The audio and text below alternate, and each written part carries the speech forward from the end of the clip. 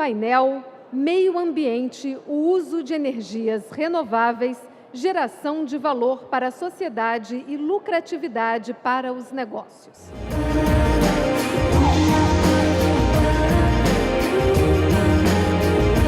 Meio ambiente.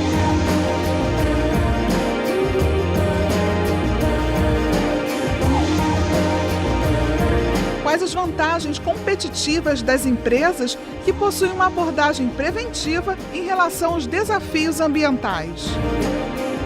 Como incentivar o desenvolvimento e difusão de tecnologias ambientalmente amigáveis? Quais as características essenciais para se desenvolver políticas públicas que gerem o desenvolvimento local e interfaces voltadas ao crescimento nacional?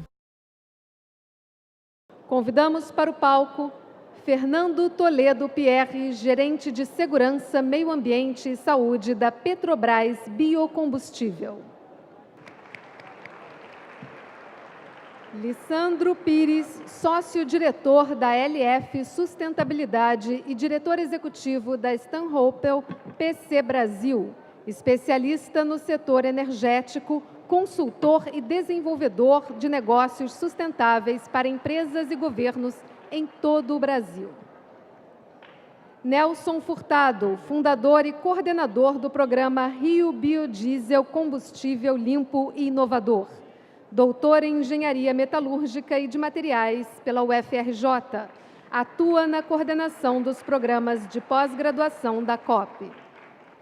E para presidir o painel, convidamos Wagner Granja Victor, presidente da SEDAI, membro do Conselho Nacional de Política Energética, professor nos cursos de pós-graduação em Petróleo e Gás da COP UFRJ e de Energia da FGV, diretor do Instituto de Petróleo na Unesa. E eu passo a palavra ao presidente do painel. Boa tarde a todos. Primeiramente, eu quero parabenizar o Conselho Regional de Administração e o Conselho Federal de estar promovendo o encontro brasileiro e, de maneira fundamental e bastante oportuna, está colocando o tema sustentabilidade como uma pauta presente nesse encontro. Na realidade, nós vamos ter um painel que vamos ser colocados diversas experiências, mas eu quero contar um pouquinho da minha vida profissional na área de meio ambiente e sustentabilidade. Eu sou engenheiro e também administrador de empresas, fiz os 2 cursos de graduação e sou funcionário de carreira da Petrobras. Durante 8 anos eu fui o secretário de Estado de Energia da Indústria Naval e Petróleo. E eu comecei a aprender um pouco sobre meio ambiente na faculdade, numa situação meio louca que me foi colocada. Todos nós, na ocasião, início da década de 80, quando eu cursava a engenharia, tínhamos uma visão de meio ambiente, uma visão bastante distorcida. O próprio meio ambiente ele não era compreendido de maneira profunda por dentro da sociedade e especialmente por conta das empresas. Nós que estudávamos engenharia na ocasião, tínhamos o nosso professor, era o professor Fernando de Almeida, um cara grandão, louro, boa pinta, e a dúvida que se tinha é que se ele era bicho grilo ou se ele fumava um baseado, porque o cara falar de meio ambiente, fala, pô, esse cara fuma um baseado. Aí mais tarde ele apareceu, até quando ele era um cara fazendo uma propaganda da Tavares, que aparecia com um cachorrinho, com uma cueca, aí o pessoal falou, esse cara é muito estranho porque ele mexe com o meio ambiente. E um dia esse professor me passou um desafio, que tinha que fazer um trabalho, falou, olha, escolha uma atividade que tem a ver com o meio ambiente, que impacte a vida de uma empresa e da sociedade. Eu pensei, falei, o que eu vou pensar em trabalhar nisso? Eu tinha como hobby fotografia e rumei para uma estação de esgoto da SEDAI, que tinha ali na Ilha do Governador, que nós estávamos comentando até agora há pouco, a parte de trás, que tem um dos diretores do CRA da ilha, e resolvi fotografar a estação. Eu me lembro que eu fotografava também tirava as fotos, não era aquela máquina digital, né? Eu tinha uma Nikon F2, eu tirava uma foto, eu e o operador, até para comprovar para o professor que eu tinha ido realmente ali. E começou a surgir ali uma preocupação do meio ambiente em relação à minha carreira. Mais à frente, depois, eu já engenheiro na Light, um dia eu me vi à frente com um grande problema ambiental. Eu coordenava a manutenção do setor elétrico e nós tínhamos para-raios radioativos que eram muito bonitinhos e os operários tiravam e sumiam com aquilo, levavam a fazer peso de mesa e aquilo prejudicava profundamente o meio ambiente. Era um para-raio com elemento ionizante, se não me engano, irídio, e sumia. E eu uma vez chamei os trabalhadores e falei, pessoal, olha, gente, isso impacta o meio ambiente, pode ter o risco. Não adiantou de maneira nenhuma, porque os trabalhadores não estavam preocupados. Um dia me correu uma ideia, eu chamei todo mundo e falei, olha pessoal, isso impacta o meio ambiente e isso brocha. Aí os para-raios pararam de sumir, mas eu tive um outro problema, porque não tinha mais ninguém para desmontar os para-raios. Continuei com a minha experiência, diversas vezes implantando empreendimentos, depois eu fui para a Petrobras, e na Petrobras, um dia me vi à frente, a Constituição de 88, ela previa a questão ambiental de maneira mais forte, e a resolução CONAMA 01, era da década de 70, que aí sim ela estabelecia a exigência do estudo de impacto ambiental, relatório de impacto do meio ambiente, o próprio licenciamento ambiental, era uma coisa muito nova. E nós, da Petrobras, jovens engenheiros, não tínhamos aquela experiência de implantar. E eu acabei de lançar um livro agora chamado Cartas a um Jovem Engenheiro, e que eu sinto uma experiência que para mim foi muito marcante. Eu fui coordenar um empreendimento pela Petrobras, que era instalar uma monoboia. A monoboia é um sistema flutuante para navios ancorarem, e compramos a monoboia, compramos os dutos, lancei no duto do mar. Um dia eu recebo a ligação do presidente da FEMA, que eu nem sabia o que era o Carlos Alberto Muniz, o atual vice-prefeito. Ele falou, ó, tem que ter licenciamento. Eu falei, o quê? Aí fomos lá, eu de maneira muito pedante, né, como todos os jovens, e ele falou, olha, tem que ter, não falamos que tínhamos lançado, porque ele falou, pô, licença, lança. E tentei enrolá-lo, e nós não conseguimos, e possivelmente aquele duto está até hoje lançado no fundo do mar. Isso fez com que na minha vida profissional, eu acho que isso está presente na vida de muitos e muitos daqui, que a questão do meio ambiente surgisse no seu dia a dia como algo que começasse a se despertar somente por algum tipo de punição ou por algum tipo de impedância que aparecesse para desenvolver algum tipo de empreendimento. A sociedade está mudando cada vez mais, a sociedade está cada vez mais demandadora de profissionais voltados à sustentabilidade, a sociedade cada vez mais está demandadora de empreendimentos que sejam sustentáveis, de empresas que tenham no seu balanço do dia a dia, no seu footprint, impactos negativos ou mitigados ao limite máximo ao meio ambiente, e os próprios investidores que aplicam no mercado de ações estão cada vez mais sensíveis a empresas que assim atuam. Durante 8 anos, quando fui secretário, eu tive a oportunidade de implantar uma série de empreendimentos na área ambiental. Fizemos o primeiro mapeamento eólico do Estado do Rio de Janeiro, que está fazendo com que muitas usinas eólicas estão acontecendo hoje no Rio de Janeiro. Conseguimos implantar no âmbito do governo federal o programa Proinfra, que obriga que parte da energia produzida no Brasil venha de fontes não convencionais e fontes alternativas. O Rio de Janeiro, e aí está o professor Nelson aqui, foi pioneiro na implantação do biocombustível, quando muitos não acreditavam, e hoje ele se torna um aditivo compulsório, especialmente ao diesel.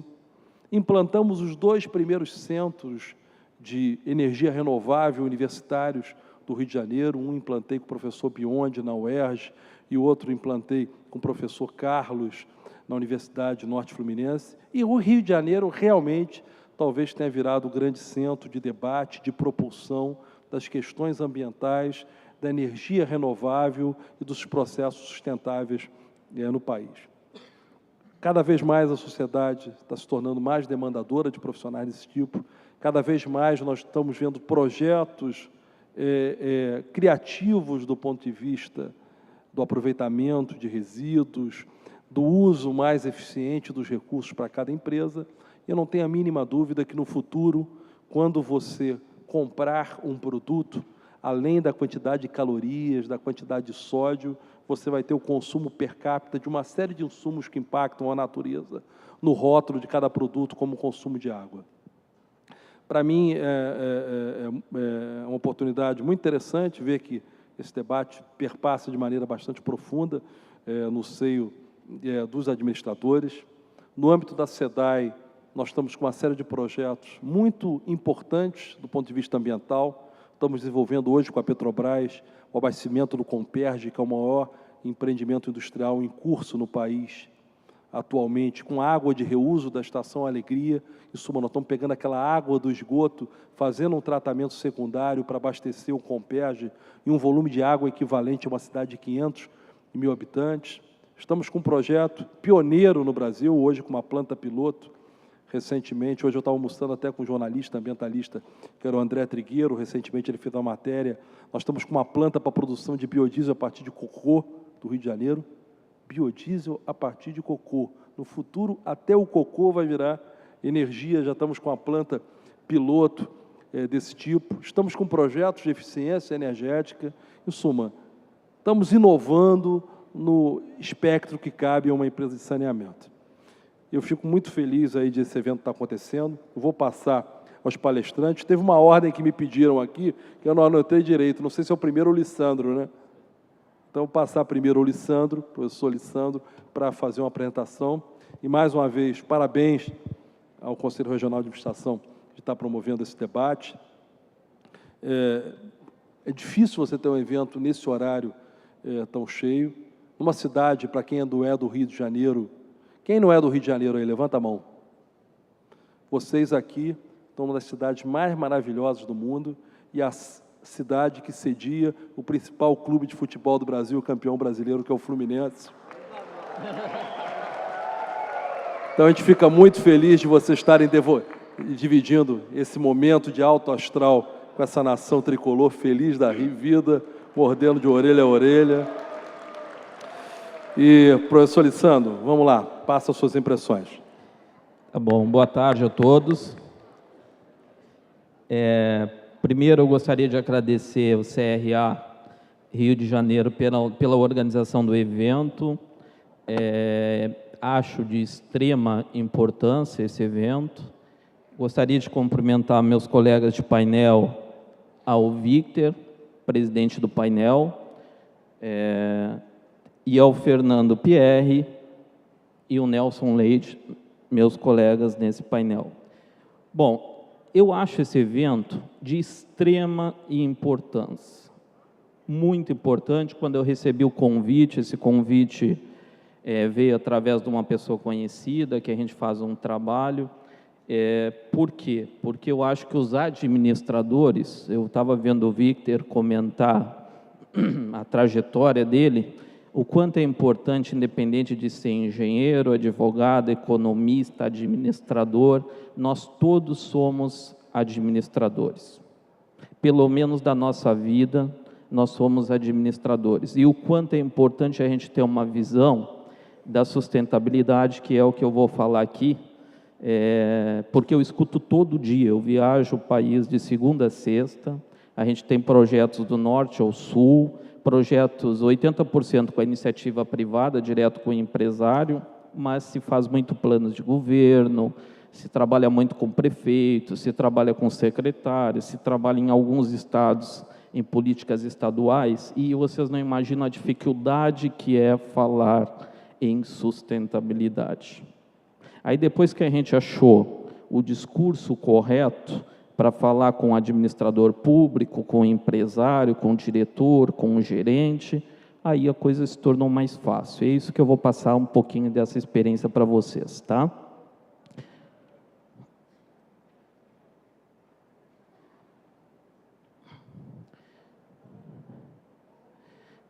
Então, eu comecei no setor elétrico. Na verdade, eu comecei na Rede Globo, fiquei muito tempo na Rede Globo como coordenador técnico, fui para o setor elétrico, 13 anos, aí fui trabalhar com eficiência energética no setor elétrico, depois fui coordenar a associação, o grupo temático de energia da ABRAD, que é a Associação das Distribuidoras, e em 2008 eu fui para trabalhar com investidores internacionais que queriam investir em projetos sustentáveis aqui no Brasil, tá?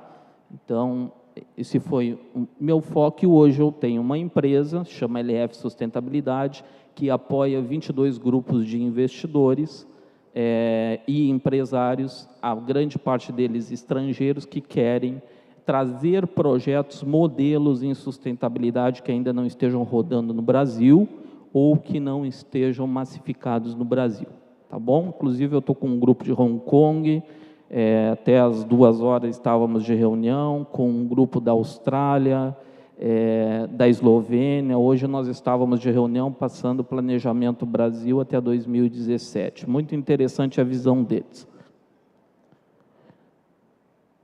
Por que eu falo que é tão complicado a gente falar em sustentabilidade, principalmente para o empresário, para o dono da empresa, né? E também, por consequência, se o líder não entende, a sua diretoria, o seu grupo de gerentes também tem essa dificuldade. Porque eu leio muito, estudo muito e participo de muitos congressos e estou sempre com as empresas, discutindo com governos. Geralmente, quando a gente fala em sustentabilidade no Brasil, é essa sequência aí: ganhos ambientais, ganhos sociais e ganhos econômicos. Dificilmente a gente foge desse conceito, né? Pois eu vou retornar um pouquinho a isso e vou fazer um paralelo com a questão prática, né? Alguns exemplos da realidade ambiental brasileira. Eu tenho convivido com empresas, muitos são meus clientes, e isso aí são exemplos que a gente vê na mídia, escuta na mídia, a questão de Gramacho, que foi fechado recentemente, depois de 34 anos, foi para a Seropédica, enfim, são vários exemplos que vocês ligam à televisão e vivenciam, né?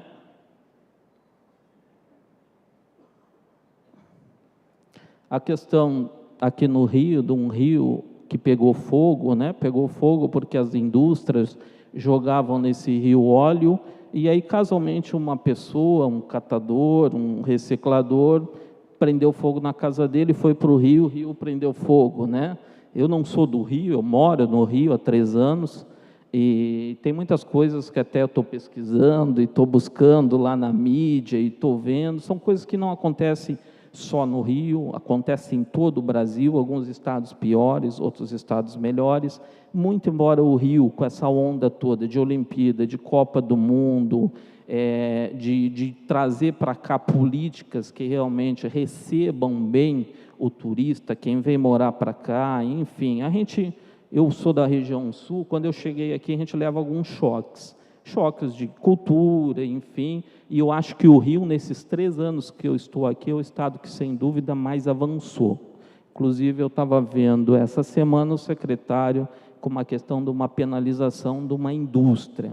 Não se vê isso na mídia, penalização de uma indústria no Rio Grande do Sul, Santa Catarina, Pará, Tocantins, até em São Paulo. Então, quer dizer, o Rio de Janeiro, como o Victor falou, ele está num ascendente de política pública, né? Agora, tem coisas que a gente vê em estados que é um absurdo, que é um verdadeiro absurdo. A gente faz alguns trabalhos para ministérios públicos estaduais e treinamento, eu costumo brincar com ele. Ministério Público ainda não existe, porque se existisse, muita coisa a gente não viria a olho nu, né? Eu vejo e vivencio isso no meu dia a dia. Um exemplo de Juazeiro do Norte, eu tenho ido muito para a região norte, inclusive tenho negócios na região norte, a gente vivencia muito aquelas cidades da região norte. Tem um estado na região norte, que agora a gente está tentando mudar a realidade, ele tem 159 municípios, só tem 3 municípios no estado com aterro sanitário. Gente, isso é uma aberração, é uma aberração. E eu fui visitar os 3 aterros têm problemas técnicos, vazamento de churume, conceitos técnicos não adequados, e um deles estava escrito aterro sanitário, e na verdade era um grande lixão, não tinha nada de aterro só tinha um nome. E isso assim, eu estou citando o exemplo de um estado, a região norte, ela está muito atrasada, o nordeste está evoluindo um pouco, o sudeste está num caminho muito interessante, embora tenha problemas aqui, aberrações também. A região sul evoluiu um pouco na legislação e está pecando muito na questão da fiscalização disso, então na teoria funciona, na prática não é bem isso. E é esses exemplos que eu estou trazendo para vocês. Coisas absurdas, por exemplo, né? Compartimento de lixo que fica ao lado de uma unidade. Isso é lixo hospitalar, gente. Lixo hospitalar contaminado. Na rua. Isso na região norte eu vejo na beira da estrada, da BR. E não é coisa assim, é coisas grandes, né? Então a gente precisa repensar um pouco, né? Cruz Alta, né? Descartado, lixo hospitalar também descartado na rua, enfim, tem coisas. A região norte até a gente trabalhou em algumas políticas e estamos implementando alguns projetos que você pergunta, o que você faz do lixo hospitalar? Vai para alguma unidade de incineração, de tratamento, enfim? Não, não vai. A cada 10 que você pergunta, 8 não vai. A realidade do norte hoje é essa, tá?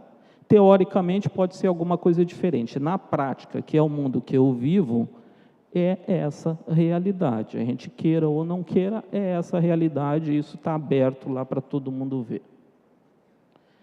Isso aqui me chamou muito a atenção. Eu sou do Sul, trabalhava no grupo, na AES Brasil, o Victor conhece, né? Mesmo grupo da Eletropaulo, e eu morava no Sul. E lá tem um rio que abastece 1.300.000 pessoas, chama o Rio dos Sinos. Em 2006, teve uma mortandade de 85 mil toneladas de peixe em função de 6 empresas que jogaram seus dejetos no rio, e esse rio, vários e vários pescadores artesanais viviam do rio. Isso causou uma comoção, foi para a mídia nacional e tal, e é um dos exemplos que eu me lembro até hoje. As empresas foram multadas em R$1.200.000 em 2006, e o Estado já gastou mais de 20 milhões lá para recuperar. Então, é complicado a gente falar em sustentabilidade, em meio ambiente, em preservação, quando o próprio empresário é muito mais barato para ele poluir do que remediar. É uma conta econômica. O mundo capitalista ele se resume a um cálculo econômico, e esse cálculo econômico, queira ou não queira, tenham visões mais românticas ou menos românticas do tema, o empresário ele vai fazer o cálculo. Eu vou gastar 50 milhões para colocar um filtro, ou eu vou pagar 2 milhões por uma multa? A verdade é isso que acontece. Então, se nós não tivermos a política de fiscalização, a política de multar, e multas que custe pelo menos a remediação ambiental, sustentabilidade ainda não aconteceu de fato no Brasil.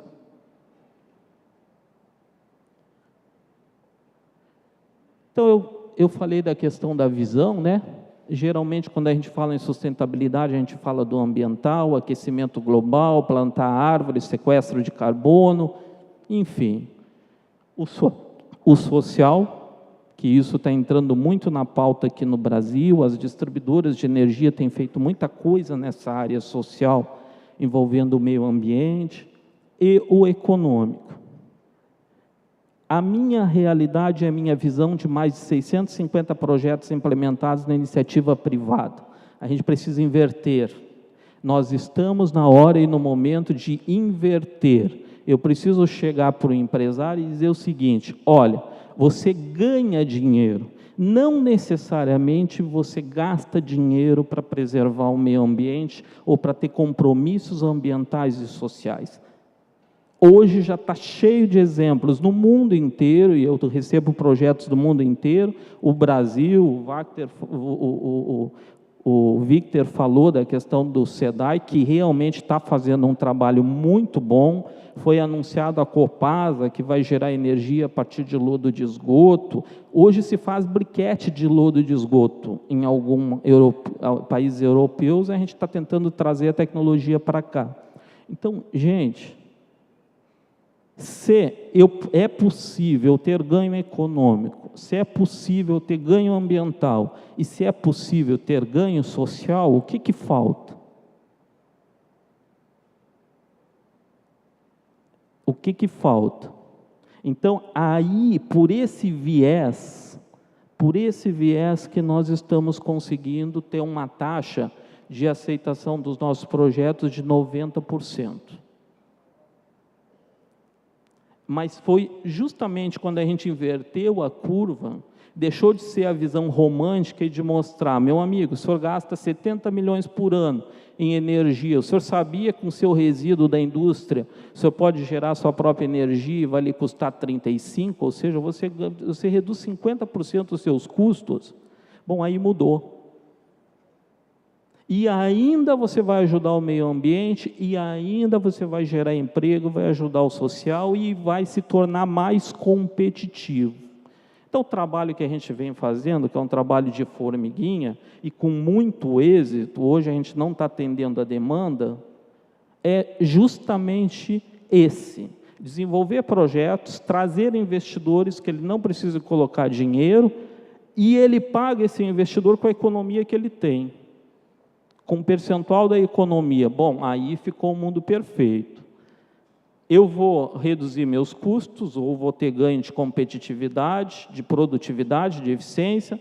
Eu não preciso colocar o meu dinheiro, eu tenho um investidor, eu ajudo o meio ambiente e eu ajudo a sociedade. Bom, agora nós podemos sentar na mesa, porque essa conversa me interessa, né?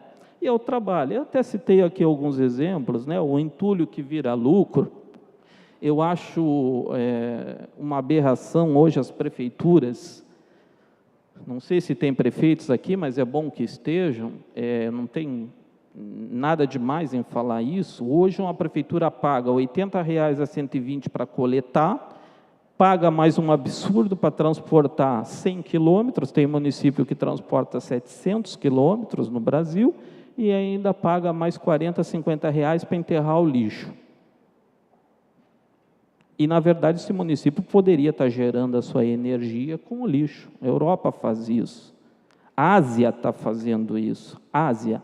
África, a empresa que eu represento, está fazendo na África isso, né? O próprio governo brasileiro já sinalizou, através da incentivos para a PID, que quer incentivar a biomassa, a fonte mais barata de energia.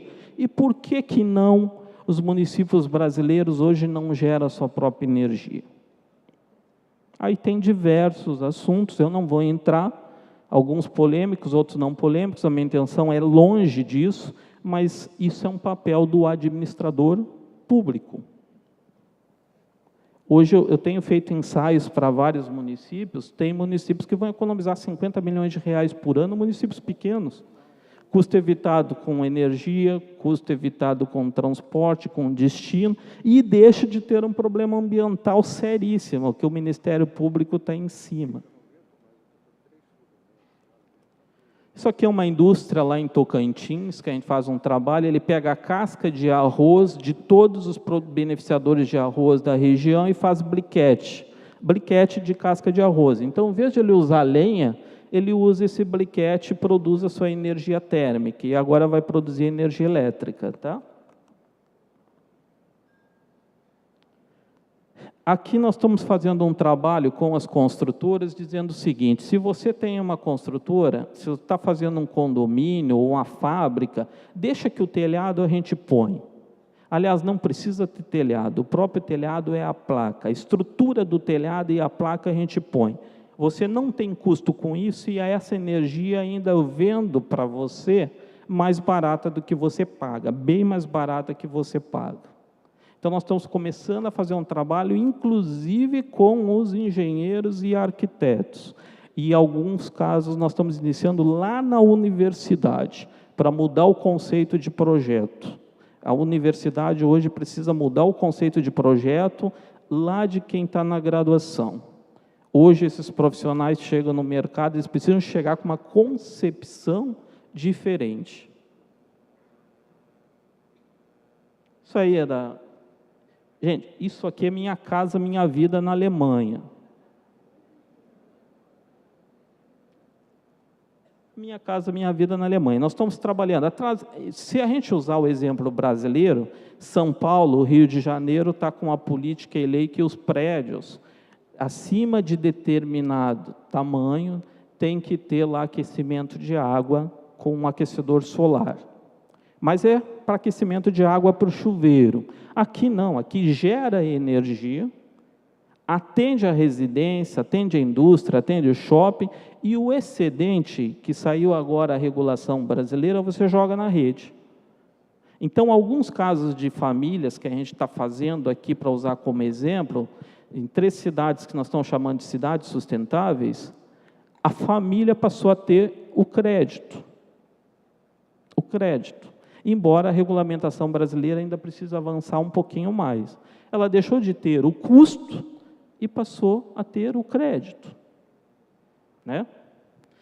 Para mim, Minha Casa, Minha Vida já deveria prever isso aqui para incentivar os investidores estrangeiros, os fabricantes a vir para o Brasil e fazer em escala.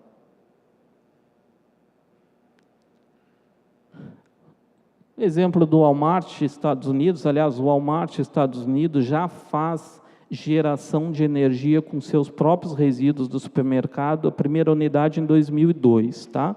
E agora a gente, inclusive, está fazendo alguns trabalhos aqui focalizados no Walmart e em algumas redes varejistas de estados para gerar energia com seu próprio resíduo, tá? Talvez a maior de biomassa, não sei, o Wagner, o Victor pode me ajudar, mas é 30 mega com resíduo de supermercado. Todas as operações desse varejistas no estado inteiro. Talvez seja a maior de biomassa. Em se tratando de resíduo de supermercado, eu tenho certeza que é inovador, porque o pessoal não conhece a tecnologia. Essa é uma indústria, um caso real, que a gente está usando o resíduo da própria indústria para gerar energia. Então, ele gasta lá 70 milhões, vai passar a gastar 35, 32 e economiza 38, 54% de redução. E o investimento é nosso. Nós vamos vender energia para ele lá, enfim, financiar essa usina para ele, enfim.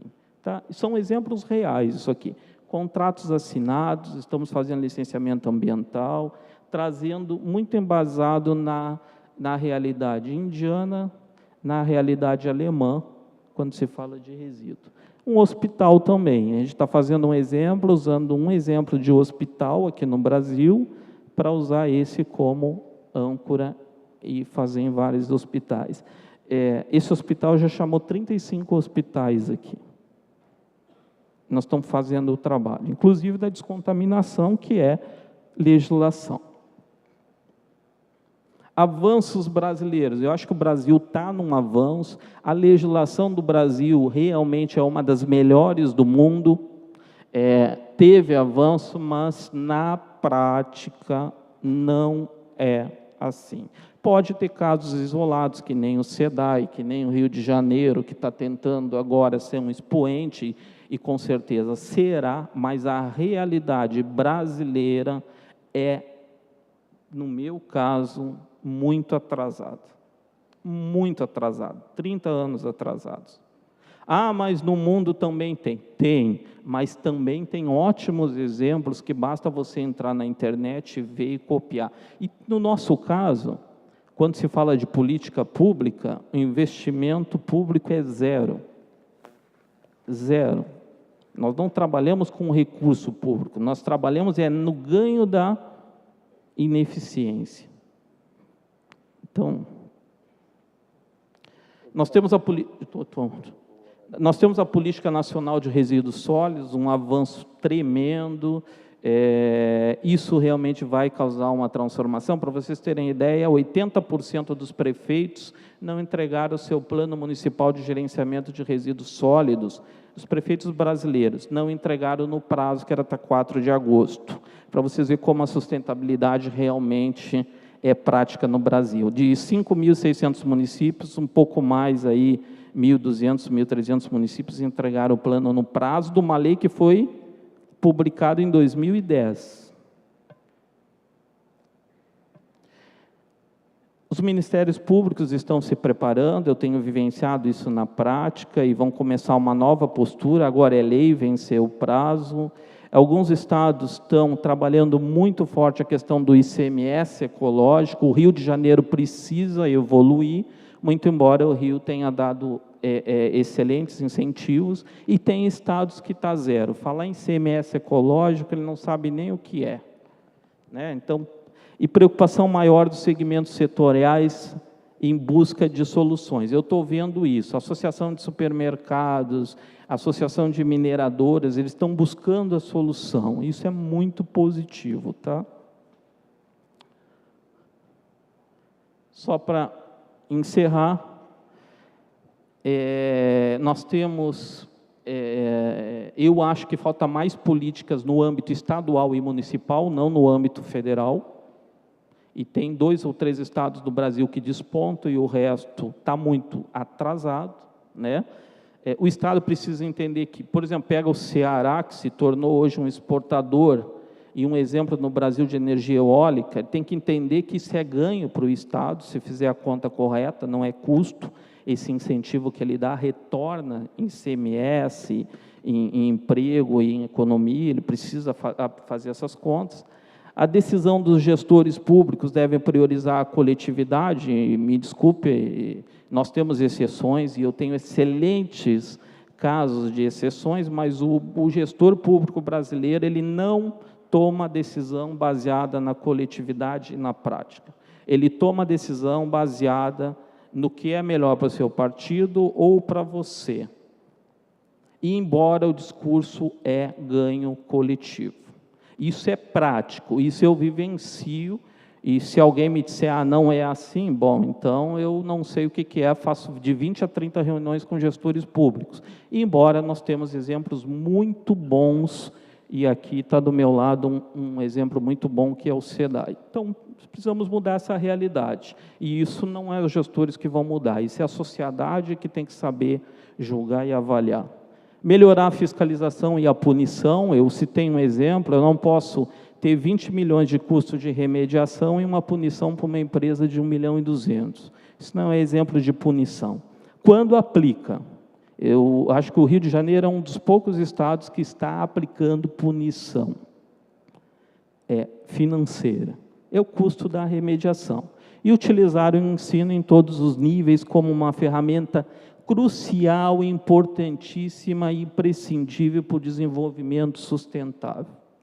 Em todos os níveis, inclusive no nível universitário. Hoje eu vejo empresas dizendo assim, eu sou sustentável, aparece lá para todo o Brasil propagandas fantásticas, a empresa realmente, o nome é conhecida como sustentável, eu entro na empresa, é uma decepção, é uma puro marketing. Sustentabilidade não é marketing, é exemplo prático, real, tá? Gente, era isso, desculpa se eu passei um pouquinho e coloco à disposição aqui para o final, tá bem? Bem, Lissandro, muito obrigado.